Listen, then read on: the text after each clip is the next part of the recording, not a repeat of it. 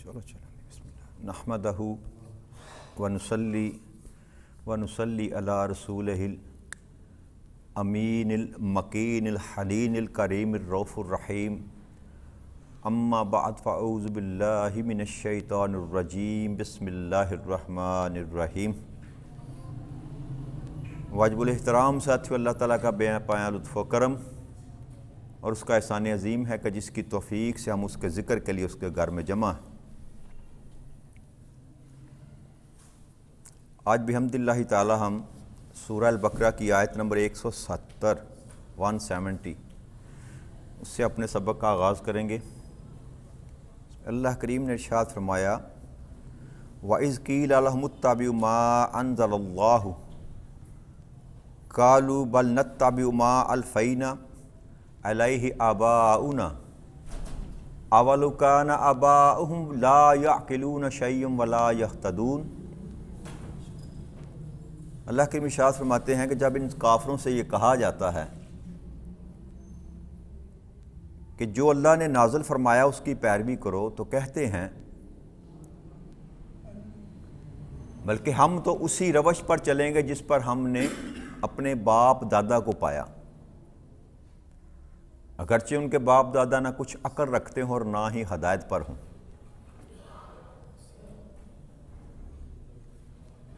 اس آیت کریمہ میں اللہ کریم نے ایک بہت بڑی بیماری جو دراصل یہود میں پائی جاتی تھی اس کا تذکرہ کیا کہ جب نبی اکرم صلی اللہ علیہ وسلم کی بعثت ہوئی اور قرآن کریم کا نزول ہوا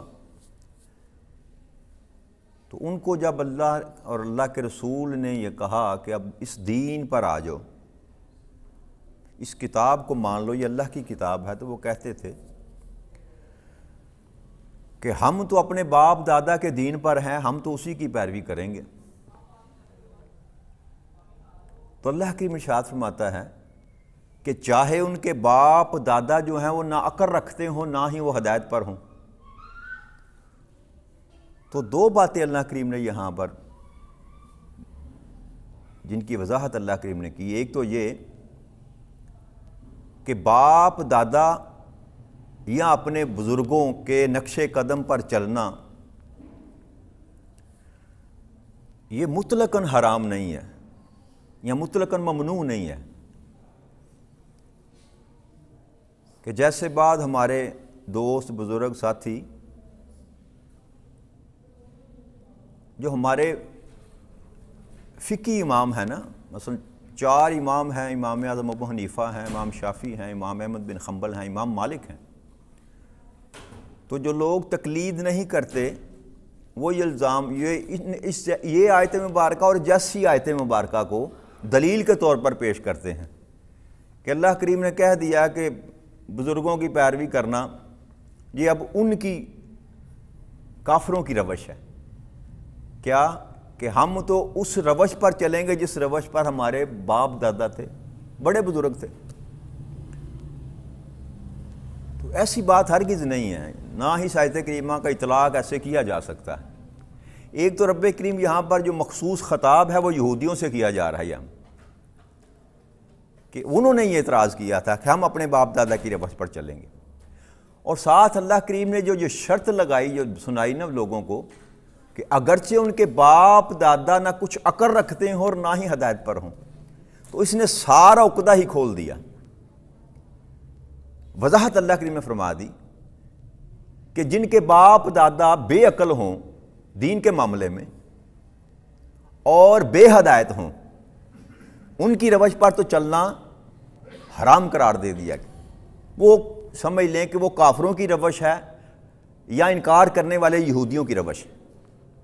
کیا کہ اگر باپ دادا بے عقل ہوں، جن کو اللہ کریم بے عقل کہہ رہا ہے، جاہل کس معنی میں؟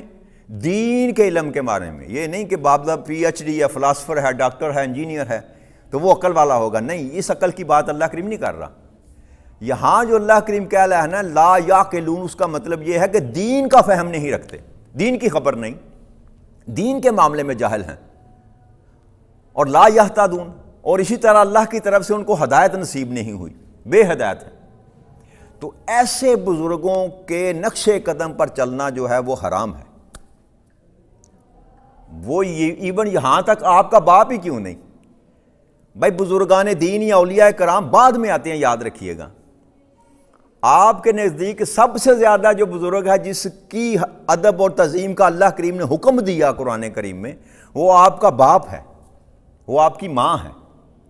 تو اگر آپ کے ماں باپ جو ہیں وہ بھی اگر دین کے مخالف چل رہے ہیں تو پھر آپ پر ان کی پیروی واجب نہیں ہے. تو یہاں جو اللہ کی سبق دینا چاہتا ہے کہ جو کفر پیرا ہیں، جو بے عقل ہیں، جاہل ہیں، ہدایت پر نہیں، ان کی روش اپنانا یہ کافرانہ روش اپنانے کے برابر ہے. اور جو ہیں ہی ہدایت پر، جن کا اللہ کریم نے ذکر کیا تھا کہ اہدنا الصراط المستقیم، مولا ہمیں سیدھی راہ تو دکھا دے، تو اللہ نے خود ہی بتایا تھا کون سی راہ؟ صراط الذین انعمت علیہم، ان لوگوں کا رستہ جن پر تیرا انعام ہوا ہے. تو انعام یافتہ لوگوں کے رستے پر چلنے کا تو اللہ کریم نے خود سبق دیا جی. ڈگر پر چلنا، روش پر چلنا، پیروی کرنا، ایک ہی معنی اس کا، ایک ہی مفہوم ہے. تو اس لیے یہ کہنا کہ کسی کی پیروی کرنا بھی، کسی کی روش پر چلنا بھی یہ مطلقاً حرام ہے، تو ایسی بات جو ہے وہ قرآن کی نص سے مخالفت رکھتی. یہاں اللہ کریم نے بیان کیا تو ساتھ شرط لگا کر بیان کیا کہ جو بے عقل ہیں، جاہل ہیں نا، بے ہدایتیں ہیں، ان کی روش پر چلنا جو ہے وہ حرام ہے. اور جو ہدایت والے ہیں، اب جتنی گفتگو میں آپ کے ساتھ کر رہا ہوں یا مجھ جیسے مجھ سے بڑے جن سے میں سیکھ کر رہا ہوں، جن سے انہوں نے سیکھا، بھائی ہم میں سے کوئی بھی تو نبی اکرم صلی اللہ علیہ وسلم کے زمانے میں نہ تھا، تو ہم نے کہاں سے سیکھا؟ ہم آج اگر دین کو اپنائے ہوئے ہیں تو کن کی وجہ سے؟ آقا کریم صلی اللہ علیہ وسلم کو تو دنیا سے گئے 1500 سال ہو گئے، 15 صدیاں ہو گئی نا جی. تو 15 صدیوں کا جو گیپ ہے ان میں کچھ تو لوگ تھے جن کی ہم پیروی کرتے چلے آ رہے ہیں، یا جن کی ہم پیروی کرتے ہیں انہوں نے کسی کی پیروی کی، پھر انہوں نے کسی کی میں صحابہ کرام تھے، پھر تابعین تھے، پھر تبع تابعین تھے، اولیاء کرام تھے، امام تھے. بھئی یہ سلسلہ اسی طرح چلتا آتا ہے. میرے والدین نے میری تربیت کی، میں اپنی اولاد کی تربیت کرتا ہوں، ایسے ہی نظام ہے نا.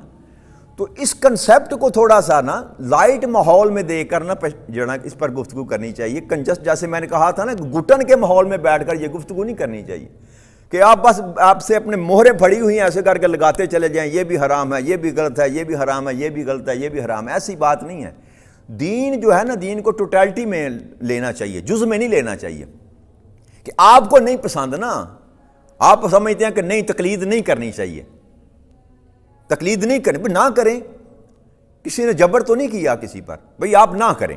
لیکن جو بندہ تقلید کرنا چاہتا ہے آپ اس کو روکیں تو نہ نا، کیونکہ آپ کے پاس کوئی سند یا دلیل نہیں ہے. آج 15 صدیوں بعد جو مولانا صاحب کی بات اگر میں مانوں تو وہ ٹھیک ہے جی. تو وہ لوگ جو نبی اکرم صلی اللہ علیہ وسلم کے زمانے میں تھے ان کی بات زیادہ اہمیت رکھتی ہے کہ آج کے مولوی کی زیادہ اہمیت رکھتی ہے بات؟ یا وہ لوگ زیادہ عقل مند تھی، یا آج زیادہ عقل لوگوں کو آ گئی کہ ان کو چھوڑ دے جی؟ جو آقا کریم صلی اللہ علیہ وسلم کے زمانے کے قریب تھے، 100 سال بعد پیدا ہوئے، 150 سال بعد پیدا ہوئے، جنہوں نے صحابہ کرام سے ڈائریکٹ ملاقاتیں کی، ان کو چھوڑ دیں جی، ان کی بات کو چھوڑ دیں، ہماری بات سنیں. تو یہ تو ممکن ہی نہیں ہے. آقا کریم صلی اللہ علیہ وسلم نے فرمایا کہ میرا زمانہ، میرے زمانے کے قریب جو زمانہ ہے وہ بہتر ہے، پھر اس کے قریب جو زمانہ ہے وہ بہتر ہے، پھر اس کے قریب جو زمانہ ہے بہتر ہے. جو نبی اکرم صلی اللہ علیہ وسلم کی قربت جو ہے نا ملتی چلی جائے گی، وہ زمانہ بہتر ہوتا چلا جائے گا.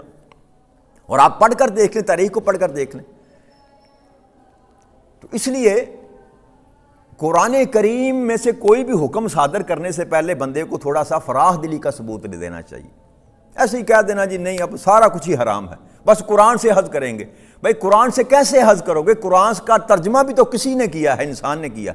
نبی اکرم صلی اللہ علیہ وسلم کے دور میں اس قرآن پر زیر زبر تھے؟ کیا قرآن کی یہ ترتیب تھی؟ کیا یہ 30 سپارے تھے؟ کیا رکوع بنائے گئے تھے؟ کیا تشریحات کی گئی تھی، شرح لکھی گئی تھی، تفسیر لکھی گئی تھی؟ کچھ بھی نہ تھا. تو کیسے آپ تک یہ علم پہنچا؟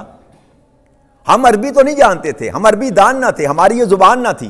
تو کسی نے یہ کام کیا نا جی، عثمان غنی نے قرآن کو اکٹھا کیا، پھر اس پر اعراب لگائے گئے غیر زبان لوگوں کے لیے.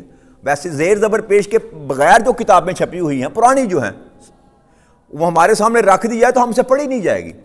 ہم سے تو اس میں غلطی ہو جاتی ہے, زیر زبر لگے ہوئے ہیں غلطی ہو جاتی ہے, اٹک جاتے ہیں کئی جگہوں پر, زبان ساتھ ہی نہیں دیتی. حالانکہ ہزاروں دفعہ قرآن کریم کو پڑھا لیکن پھر بھی کئی جگہ پہ ایسے آگے بس انسان کی اٹک جاتا ہے, کیونکہ ہماری زبان نہیں ہے, یہ عربی ہم جانتے نہیں ہیں, بس سیکھا ہے تو سیکھ کے پڑھتے ہیں, غلطی ہو جاتی ہے. تو یہ کہنا کہ نہیں جی بس وہاں سے لیں گے, رسول اکرم صلی اللہ علیہ وسلم سے لیں گے, تو رسول اکرم صلی اللہ علیہ وسلم کا تو ہم نے زمانہ ہی نہیں پایا, کیسے لیں گے آپ؟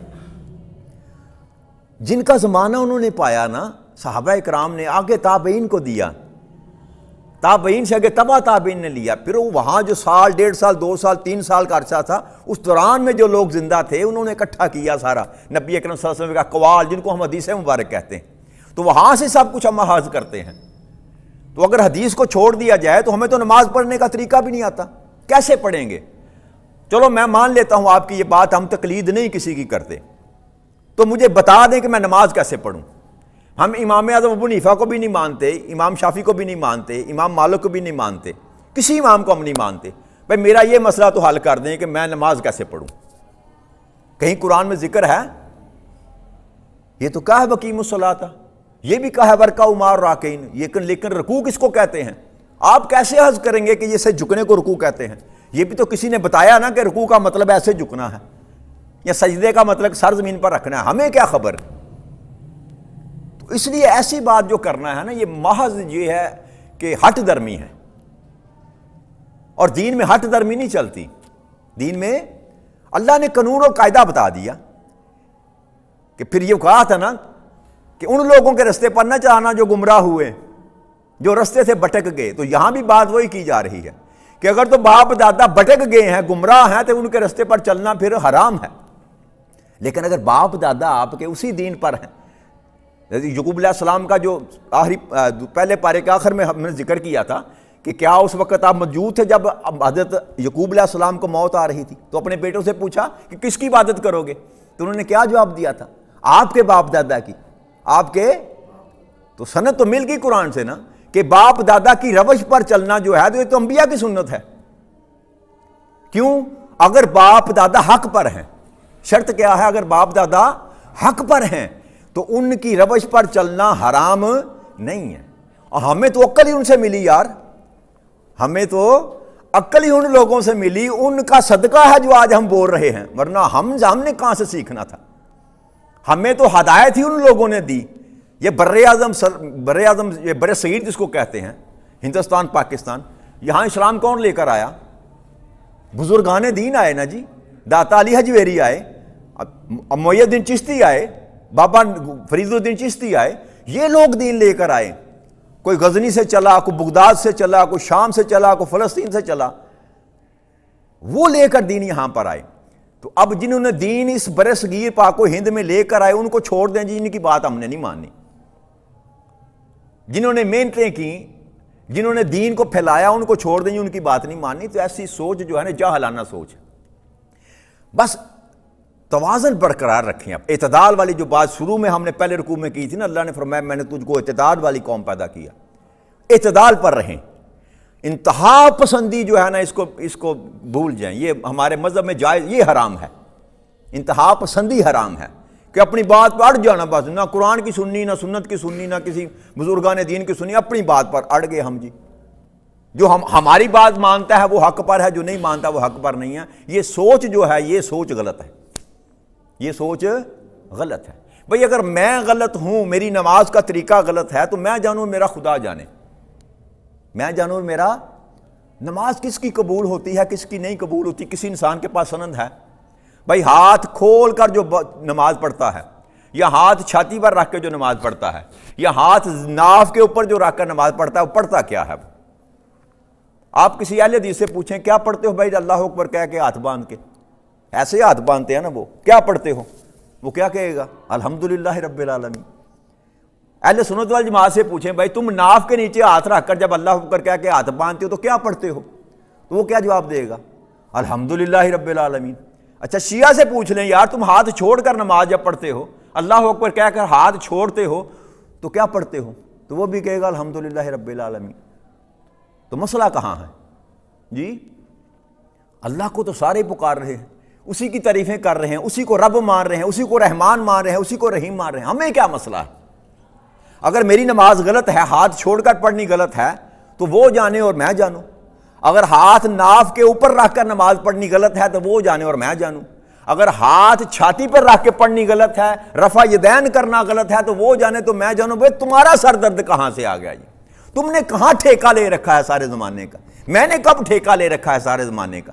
نہ میں معاف کرنے والا، نہ میں بخشوانے والا، نہ میں بخشنے والا۔ ہم سر درد لگا رکھی ہے، لوگوں کو پریشان کر رکھا، تیری نہیں ہوتی، تیری نہیں ہوتی، تیری نہیں ہوتی۔ بھئی سب کی ہو جاتی ہے۔ جو اللہ کی بارگاہ میں نیک نیتی کے ساتھ آ کر سر کو جھکاتا ہے، اللہ قبول کر لیتا ہے۔ مجھے تو کچھ سند دینے کے لیے اللہ کریم نے پیدا نہیں کیا، تو اس لیے اجتناب کرنا چاہیے۔ یہ ماس و اس میں نفرتیں بانٹنے کے اور کچھ نہیں ملتا۔ جب آپ کسی کے بڑے کو غلط کہیں گے تو اس کے جواب میں وہ آپ کے بڑے کو غلط کہے گا۔ آقا کریم صلی اللہ علیہ وسلم نے یہ فرمایا کہ کسی کے جھوٹے خدا کو بھی جھوٹا مت کہو، گالی نہ دو، کیوں؟ وہ تمہارے سچے خدا کو برا کہے گا۔ تو یہ روش ہم نے کہاں سے نکال دی؟ آقا کریم صلی اللہ علیہ وسلم کی یہ سنت نہیں ہے کہ بتوں کو بھی گالی نہ نکالو، کیوں؟ جب تم بتوں کو گالی نکالو گے تو وہ جواب میں تمہارے سچے خدا کو نعوذ باللہ گالی نکال لیں گے۔ تو اس لیے کسی کو چھیڑو نہ، وہ کہتے ہیں اپنا عقیدہ چھوڑو نہ، اور کسی کے عقیدے کو چھیڑو نہ۔ یار عبادت اللہ کی کرنی ہے، حساب و کتاب اس نے لینا ہے، جواب میں نے اس کو دینا ہے۔ کسی مولانا صاحب کو میں نے جواب نہیں دینا، اور نہ کسی مولانا صاحب نے میرا جواب دینا ہے۔ بھائی آپ نے اپنا جواب دینا ہے، میں نے اپنا جواب دینا ہے۔ میں یہ جو کچھ کر رہا ہوں نا، میں آپ کو راضی کرنے کے لیے نہیں کر رہا، میں تو اپنی قبر کی منزلیں سیدھی کر رہا ہوں۔ کیا خیال ہے؟ میں آپ سے کچھ مانگ تو نہیں رہا، میں تو اپنے لیے کر رہا ہوں، یہ آپ پر احسان نہیں کر رہا، یہ میں اپنی ڈیوٹی کر رہا ہوں۔ یہ اس لیے کر رہا ہوں کہ اللہ کریم جو میں نے زندگی میں گناہ کی ہیں شاید اللہ کریم مجھے معاف کر دے۔ لیکن سچ اور حق جو ہے نا، اس پر انسان کو قائم رہنا چاہیے، ڈنڈی نہیں مارنی چاہیے۔ بھئی عقیدہ کوئی بھی ہے، میرا بھی کوئی عقیدہ ہے، لیکن میں نے کبھی اظہار نہیں کیا، کبھی نہیں کروں گا۔ میرا عقیدہ ہے جو کچھ بھی ہے، کسی سے اس کو سروکار نہیں ہے۔ ہر بندے کا کوئی نہ کوئی عقیدہ ہے۔ یہ کوئی کہے کہ میں عقیدہ ہی کوئی نہیں رکھتا تو یہ جھوٹ ہے۔ ہر بندہ کسی نہ کسی کے پیچھے چل رہا ہے، کسی نہ کسی کو مان رہا ہے۔ یہ کہنا کہ میں کسی کو نہیں مانتا، یہ سفید جھوٹ ہے، یاد رکھیے گا۔ کسی نہ کسی کی بات سن کر انسان جو ہے سیدھے رستے پر آتا ہے۔ وہ جس کی بات کو آپ نے سنا، اس کی آپ نے تقلید کی۔ یہ کیا کہنا کہ میں کسی کی تقلید نہیں کرتا؟ بھائی جس نے آپ کو کہا ایسے نماز پڑھنی، آپ نے اس کی بات مان لی نا، تو جس کی بات مان لی اسی کو تقلید کہتے ہیں، کہ جیسے وہ کرتا ہے، جیسے وہ کہتا ہے ویسے میں کرتا ہوں، اسی کو تقلید کہتے ہیں۔ تو بس ایک یہ ضد ہے، یہ ایک بین المذاہب کہہ لے ضد ہے ایک، کہ ہر ایک دوسرے کو برا کہہ رہا ہے، ورنہ اندر کچھ نہیں ہے، حقیقت میں کچھ نہیں ہے، سارے ہی اللہ والے ہیں، سارے اللہ کو ماننے والے ہیں۔ تو ایسی انا کہ بت کو توڑنا جو ہے نا، اللہ کے سبق ہی دے رہا کہ میرے سوا کسی کی عبادت نہ کرو۔ جب آپ اپنے بت، اپنے نفس کی عبادت کر رہے ہیں، بھئی سب کو کافر آپ نے کہہ دیا۔ اب مجھے ایک اور بات بتا دیں، یہی بات ختم کریں گے، باقی کل کریں گے، ان کا نکاح ہے آج۔ کہ شیعہ کہتا ہے کہ جو ہے نا وہابی اہل حدیث دیوبندی کافر ہے، ایسی بات ہے نا ہمارے معاشرے میں، کھلے عام تو نہیں کہتے، ان کی کتابوں میں لکھا ہوا ہے۔ اہل حدیث کہتے ہیں سنی مشرک ہے، جی سنی کہتے ہیں اہل حدیث جی ہیں وہ گستاخ ہیں۔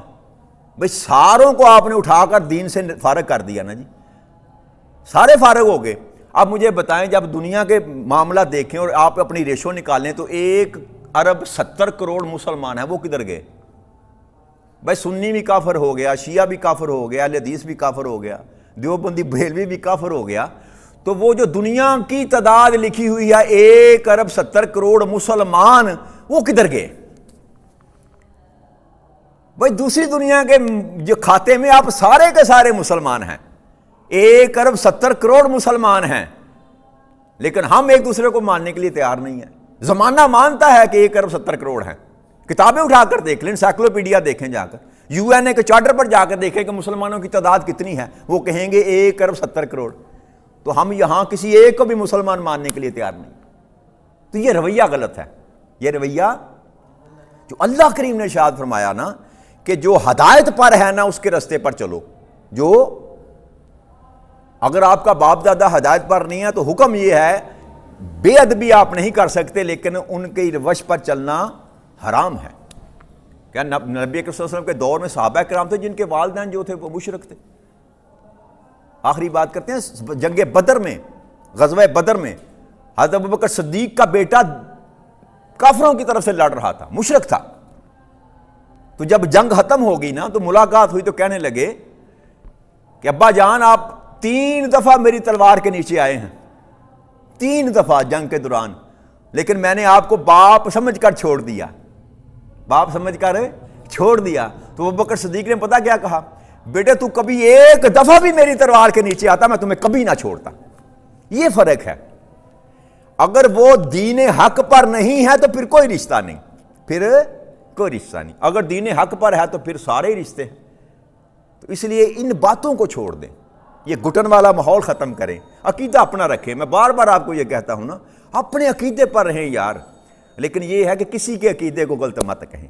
اللہ کریم ہمیں توفیق عطا فرمائے کہ ہمارے تمام مذاہبوں کے اندر جو ہے محبت کا جو ہے نا وہ دور شروع ہونا چاہیے. بڑی نفرتیں ہم نے بانٹ لی، ایسی جھوٹ کی منڈی ہم نے لگا دی ہے کہ سچ یہاں بکتا ہی نہیں ہے. اب سچ کو خریدنے کے لیے، سچ کو بیچنے کے لیے تیار نہیں ہے. تو اللہ کریم ہمیں اس جھوٹ کی منڈی سے بچائے اور دین مبین کی ہمیں جو ہے نا اللہ کریم ہدایت نصیب فرما دے اور ایک دوسرے کے ساتھ محبت اور پیار سے رہنے کی توفیق عطا فرما دے. وما علینا الا البلاغ المبین. والسلام علیکم ورحمۃ اللہ وبرکاتہ.